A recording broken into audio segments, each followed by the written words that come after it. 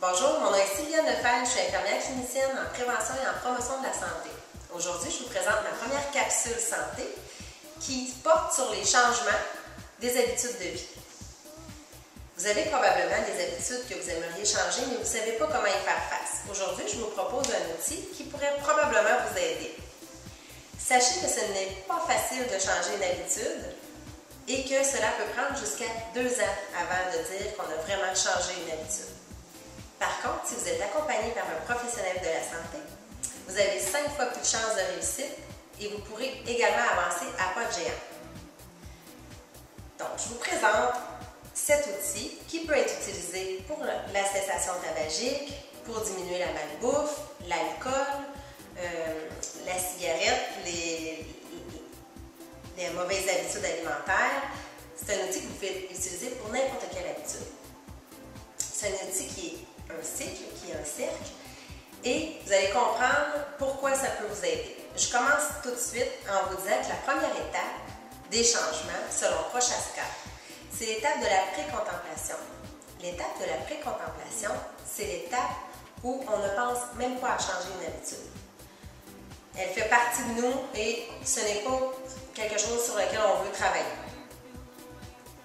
Par contre, il peut arriver un événement dans votre vie, le décès d'un proche de cancer du poumon, vous allez faire une balade à vélo avec les enfants, vous sentez beaucoup essoufflé et vous commencez à vous dire « il faudrait bien que je passe à l'action, il faudrait bien que je change cette mauvaise habitude ». L'étape du « faudrait bien que », c'est l'étape de la contemplation. On sait qu'on a une mauvaise habitude, on aimerait y faire face, mais on ne sait pas trop comment. À cette étape, allez vous chercher des outils. Écoutez une capsule, allez voir une conférence, partagez avec une amie qui a déjà réussi à changer cette habitude. Entourez-vous de quelqu'un qui peut vous aider. Trouvez-vous des moyens. Quand vous aurez réussi à trouver la force, l'énergie, la motivation, vous pourrez commencer l'étape de la préparation. L'étape de la préparation, c'est qu'on s'inscrit à un gym, on demande à une amie de marcher avec nous tous les midis, on fait une épicerie santé, on prépare des petits plats santé la fin de semaine pour que la semaine, on puisse y arriver à manger plus santé dans l'action des retours de travail de l'école. On est en train de se faire un plan pour réussir notre changement. Cette étape est une étape cruciale et c'est une étape où, s'il y a un professionnel de la santé qui est avec vous, pourra vous donner beaucoup d'outils pour pouvoir y arriver plus facilement. L'étape suivante, c'est l'étape de l'action. Alors, ce matin-là, on passe à l'action, on a tout préparé, on s'est préparé un lunch, on s'en va dîner avec une amie, on ne consomme pas de l'alcool la journée, on diminue nos cigarettes qu'on prend quotidiennement ou carrément, on arrête tout d'un coup.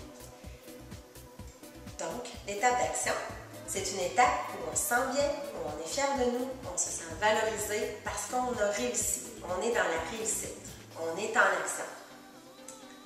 Par contre, il y a une autre étape aux étapes de Prochaska et si on sait qu'elle existe, on pourra y faire face plus facilement. Alors, l'étape suivante est malheureusement l'étape de la rechute. La rechute, si on sait qu'elle existe, on peut avoir une petite lumière rouge rapidement qui fait qu'on revient rapidement dans la phase d'action. Je m'explique. Si on tombe dans une rechute, parce qu'on est, par exemple, allé en voyage et on a côtoyé des gens qui fumaient, on a recommencé à fumer la cigarette, ou on a consommé de l'alcool toute la semaine et on revient de notre séjour, et là, on a repris notre ancienne mauvaise habitude.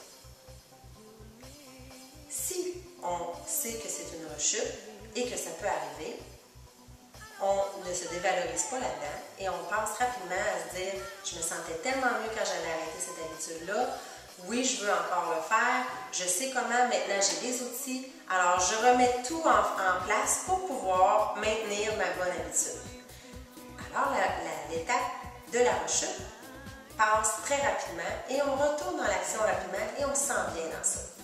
Si toutefois, quand l'étape de la rechute arrive, on sent qu'on est un échec, on se dit dans notre discours interne « je savais que je ne devais pas y arriver », de toute façon, je ne serai jamais capable. Je n'ai pas la volonté qu'il faut. On se dévalorise, on s'en s'enligne dans un tourbillon vers le bas. Et dans ce tourbillon-là, nous maintient dans l'étape de la rechute. Je vous invite peut-être à revisiter vos habitudes, à voir les habitudes sur lesquelles vous aimeriez travailler en premier, peut-être celle que vous avez un peu plus de pouvoir, peut-être celle qui est un peu plus facile ou celle qui vous carrément vous rend très inconfortable. Ça va vous amener dans une motivation plus intéressante et vous aurez probablement plus envie de travailler cette mauvaise habitude.